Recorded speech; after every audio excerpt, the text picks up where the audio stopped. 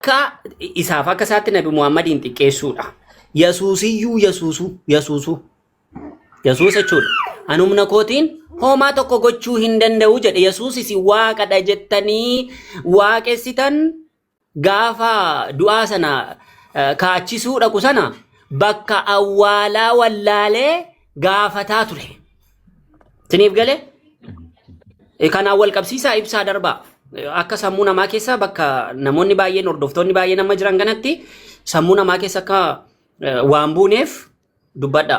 Galatooma. Salaamu alaikum. Kiristaaniin jiru. Alaikum salaam warahmatullahi wabarakatuh. Ali haasawa jechuun. Sabeetti aan yeroo takkan dubbadha daqiiqaa takka yoo. Inshallah sanarratti illee deebisaa kannina. Reefu Ustaaz Hamzaan natti aaree ture beekta. Natti aaree ture. Sanarratti daqiiqaa takka dubbadhu barbaada. Takka faaratti nuti jara kanaa wajjin waggaa dheeraadha kan nuti asirra waliin jirru. Maal akka ta'anii wal beekna hunduma keenya jechuudha. Kiristaanota asirraa falma hundaa'u waa'ee amantaa irraa dubbatu hundaa'u maalummaa jaraa ni beekna. Maal hanga isaan bahanis ni beekna. Takka faaratti mucaa nama waajji jaamu kun yeroo hedduu inni kaayyoon isaadha. Waa baratee namarraa waa baratee nama hubachiisuuf osoo hin taane jeequu arrabsuu akkasuma yeroo ni figartee inni amantaa keenya arrabse nuti miira keessa gallaa yeroo inni nabiyyi Muhammad arrabse salawaatu rabbi salaam alee miira keessa nu galchuudhaaf kaayyoo kan inni hojjetu jechuudha. Kaayyoon isaa inni guddaan islaamummaa busheessuu islaamummaa xureessuudha malee waa nama barsiisee dhugaa nama qabachiisuudhaaf miti. Sa'a 24 guutuu mana banatee kan inni nabiyyi Muhammad arrabsee namoota ijoollee gartee sossobuudhaaf yookaan ijoollee karaa raameessuudhaaf ijoollee shubhaa naquudhaaf sa'a 24 guutuu mana banatee kan inni Nabi Muhammad arrabsaa oolu ni beekni tole. Kanaaf takka faaratti nama tasgabbiidhaan si wajjin haasoo miti nama waa beeku tasgabbiidhaan kallattiidhaan si hubachiisee akkasuma quraanaa fi macaafa hadiisa si hubachiisee si wajjin haasoo osoo hin taane kaayyoon isaa inni guddaan si arrabsu islaamummaa arrabsitee takka faaratti yeroo inni Nabi Muhammad arrabsu yeroo inni quraana arrabsu nuti miira keessa galuu hin dandeenyu. Musliima namni ta'e garaa hin danda'u jechuudha. Yeroo Nabi Muhammad arrabsamu. Kaayyoon isaa inni guddaan maali jennaani islaamummaa arrabsu jechuudha. Takka faaratti ani kallattiidhaan yeroo inni ol seenee waan kanarratti waliin dubbachuu eegallu quraana baasee fi akkana jennee dubbachaa ture jechuudha. Ani gaaffii keessi deebisee anillee gaaffii si haa gaafadhu hin jeen. Gaaffii keessi deebisee jira. Erga gaaffii keessi deebisee fudhachuuf dhiisuun mirga keeti. Ani quraana irraa si deebisee jira. Akka quraanni jawwatti si deebisee jira. Gaaffii si haa gaafadhu jennaan jeeqee waa hedduu dubbachuu eegale jechuudha. Achirratti ammoo erga inni waa dubbate anis waa dubbadhe. Sanbooda Nabi Muhammad arrabse. Akkasuma anilleen isa arrabse jechuudha. Ani amma amantaa isaan arrabsine. Isa dhuunfaadhaan arrabse. Inni ammoo Nabi Muhammad arrabsu ture. Ani isa dhuunfaadhaan nama dhuunfaate kan arrabsaa ture. Amantaa isaa arrabsan tureen. Tolee isumaanii waa jechaa ture jechuudha. Kanaaf nuti maali falmiidhaaf deema yookaan naa deema osoo halkanii guyyaa beektonni keenya akkasuma anillee dabalatee deebisaa bulle naaf deebi'ee hin jiru du'ee bada malee naaf deebi'ee hin jiru wallaahi wabillahi osoo halkanii guyyaa deebisaa ollee fi naa deebi'ee hin jiru sanirra waan beekuuf jechaan amala isaa waan beekuuf jechaan nama dhugaa barbaadu yookaan nama waa hubachuudhaaf si gaafatu ni deebistaaf akka inni si hubatuudhaaf dhufetti atillee hubachiiftee deebistaaf jechuudha. Garuu inni kaayyoon isaa inni guddaan si hubachiisee si barsiisuuf osoo hin taane falmiidhaaf deema arrabsuudhaaf deema waan ta'eef jecha waan isa beekuuf jechaan si deebisee jira akka quraana kiyyaatti anillee gaaffii si gaafadha jeen. Sanirratti arraba eegalee anillee isuma arrabsi jechuudha amantaa isaan arrabsine akkasi inshaallah jechuu barbaadeen kan adda si baasuu barbaade. Ulfaadha galatooma ulfaadhu jazakallahu khairan ani seenuu badha beeka. Namni am muslima jedhe tokko diinii isaa tokko amnaan rabbiin tokko amnaan rasuulii tokko amnaan hin aara yaghdab ni aara nan beeka garuu haa ta'u malee maali beeyta anamman israa dhageetti jecha ati tokko jetteeni jennaan inni achiin gartee nama badee arrabse sanan dhagayan anaa gama sagadaa deemaaru si galee miti amma jarra kun amma dhugaa dubbatuuf amma waa'ee nama amantii hin qabne tokko fakkeenyaa fi sindiqu yoo waan fedhan jedhan si aarsulle jechuudha. Waalaikum salaatu barakaatu. Sababa kanaatiifu isintu wal beeka waan kana anammoo na bira dhufee takkaa wanni jedhan beeku baran. Har'a intala tokko shahaadaa qabsiisee waajiin dhufee na wajjin taa'ee dhaggeeffataa ture. Garee keessa taa'ee jechuudha. Sagantaa shahaadaa qabna jennaan dhufee taa'ee na wajjin dhaggeeffataa ture. Akkasitti hufaa. Itti aansuudhaanis waan inni shobaa kaasaa ture jannata namni muslimaa tokko seenuu hundi ibidda seenaa kaju waa'ee akkasii kaasee ture. Ayata tokko tokko finnee boodarra ibsatti boonu ta'a inshaallah. Ustaz Farhan Faan illee dhufanii jiranii akkasii inshaallah suutuma walaa hubannu abshira hammeenyaaf akkas hin jenne ni beeyna nutilleen ammoo nama yaamu jirra obsuun dirqama bakka itti obsan ammoo bakka itti obsan hanga qaba obsuun daanga qaba akkasuma akhlaaqni gartee gaarii haala gaarii yaamuun sun akkasuma akka yaaman numaaf dhiis inshaallah ati waan kanarra hin jirtu waan ta'eef malee ati nurra beeyneeti miti nurra beeyda malee ati tole la kuni ilaalama waan kanaan irraa isin beeku maali beeytaani quraana irraa gaafannaa waan quraana irraa deebisaaf hin jira waan wangeelaan beekuan quraana irraa rabbiin fakkeenyaaf namni tokko yoo ulfaa'uu barbaade ulfaa'uu danda'a jennaan ulfaa'uu barbaaddaa jennaan lakki ani barbaadu garuu namni ulfaa'uu danda'a jennaan rabbii waan barbaadde sii kennaa jira jirata keessatti ofii hamaa tashtahii anfusu kanan deebisaaf ture waan inni quraana irraa gaafatu sii galee hangam mona waliin jirutti naamusaan malee waliin haasa'e tokko hin jiru sii galee waan akkasiitii ulfaadha galatoomaa isintu wal beekaa itti hufaasin jazaa nama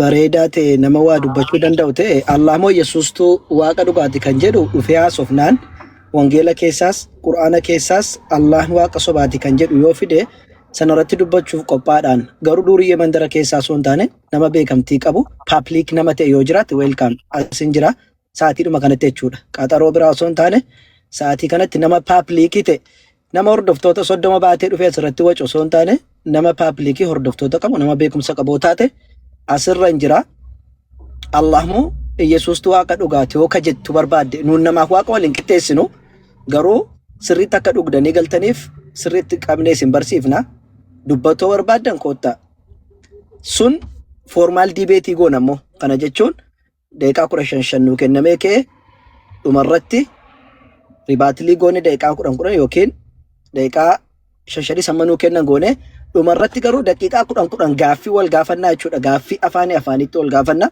sanaaf qophaa taana sa'aatii kanatti wanna jechuudha qaxaroo isa qabatanii miti ani sa'aatii hin jiru qofattan dubbachuu danda'a malee guyyaa akkasii faraan jettu taa'ee si faana wanna jechuu yeroo qabu namni danda'a ol seenuu danda'a kuno waca tokkoon malitti namoonni as jiranii Allah moo Yesuustuu waaqa dhugaati weelkaam namni dhufu jiraate haa dhufu yoo dhufne immoo waan gaaffii jar gaafatan hoo jiraate gaaffii isaa irratti deebii kennuuf qophaadha waan jar gaafatan hoo jiraatan naa dhiyeessaa nan deebisa inshaallah.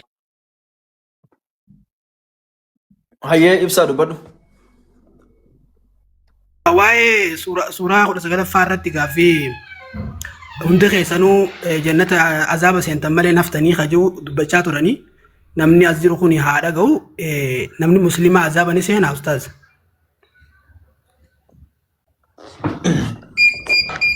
Banadhaan muiti.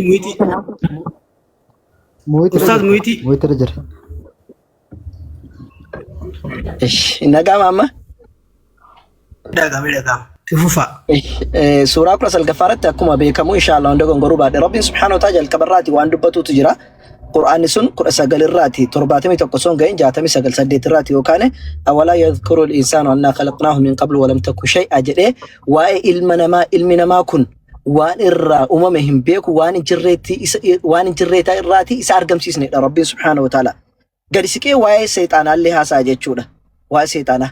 Mee jara kana keessaati kamtu Rabbiif akka sagadu hin agarra jedhee Rabbiin subhaanahu wa ta'ala maal jedha gadi siqee 72 irratti وإن منكم إلا واردها جد وإن منكم إسن الراتي جد وإن النتين سلا مخاطبة قشاتور واي لما نما في نموتا في واي نموت جلتني في واي سيتنا الراتي وإن منكم توكو مقاصد وإن منكم نور أمر دبتما ترتن كان الراتي إسن الراتي جتشون هندا جتشون أمتي إسن الراتي نمني بور أفجرون إسن جر هندا كيسان تروح جتشوك يامتي سرت بدا إسن الراتي نمني bor dhufuun jira onis hin jira hundi keessan hin dhuftan isin keessaati nama dhufutu jira jechuudha yookiin nama lama ta'a nama sadi ta'a nama afur dhufuudha danda'a jechuudha kana keessaati isin irraa garuu namni dhufu hin jira jechuudha kunoo malee wa in minkum illaa waariduhaa tokkoffaan isin keessaa kan ta'e ishee seenu maleeyyuu jedhe isin irraa kan ishee seenu malee kan jiru jechuun islaama keessa bar kan wanjala meeqa hojjetaa oolu jira bar kan rabbitti shaarraksiisaa oolutu jira bar kan rabbiin malee kan biraa jedhee rabbi biratti sheekota Huseeniif sheekota maaloo fi qabrii garaa gabbaraa oolutu jira bar warra akkasii muslimarraati warra akkasii hin deemu beekamaadha kun abidda isaanii ni qammasu bakka sana dhaqan malee hin jiru garuu asitti waa tokkoon isinii kaa waarii duhaa wanni jedhamu ishee seentan malee kan jedhu kuni abidda dhamoo abidda miti kan jedhu irratti mufassiroonni lakki dildila jahannamaatii jedhani dildila jahannamaa akkuma Musaan alayhi salaam boqonnaa 28ffaa keessatti dubbatame jechuudha. Gara bishaanichaatti yeroo gadi bu'e Museen jedha. Gara Madiyaanitti yeroo gadi inni bu'e jechuun keessa garaashii keessa bishaan keessa bu'e jechuudha Museen jechuudha miti. Gara shiitti gadi bu'e gara lagaatti gadi bu'e jechuun mee amma namni tokko maatiin manaa dhufee abbaan keessa deeme jennaan gara lagaatti gadi bu'e jetta. Laga bishaan keessa gadi bu'e jechuudha. Akkas jechuudha miti. Gara lagaatti bu'e jechuun dachaa gadi deeme gara dachaatti gadi deeme jechuudha. Dachaan bishaan jirtu sun gadi waan taateefidha. Kanaafuu maaltu beeka yoo siraaxni jahannamaa bakka namni jiru irraati asii gadi siqeeti gara abiddaarratti kan godhame taate jechuudha. Saniifuu jahannama abidda keessa seena jechuudha hin agarsiisu. Dildila jechuudha malee. Lammaffaa akkuma jarri jedhanitti osoo deemne abidda keessa kan bu'e hundumtu hin gubata ka jedhuuf lakki hin gubatu.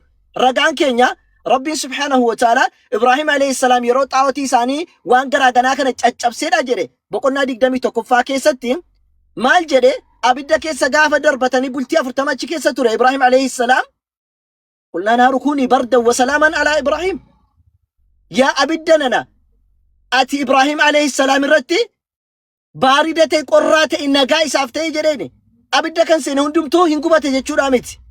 Maaliif rabbitti waan inni amaneefi kan inni abidda sana keessatti hin gubanne jechuudha. Kanaafuu hatta akka jarri jedhanitti abidda keessa darbatu jedhanii abidda keessa seenuu jechuun gubachuu jechuudha miti. Garuu akka jarri jedhan osoo hin taane dildila jahannamaarra darbuudha kan inni agarsiisu malee sanuummoo hunda miti wa'in minkum isinirraati waan jedhudha. Wallahu ta'ala alam. Akkasii akka itti hubadhutti. Gaaffii biraa yoo jiraate.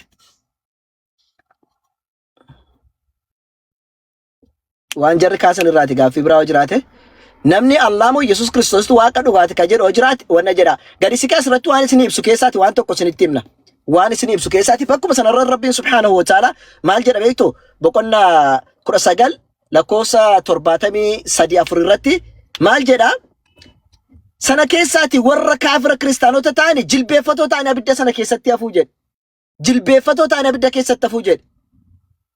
وننجي الذين اتقوا ونذر الظالمين فيها جثيا ور ربي صداتنا عفوا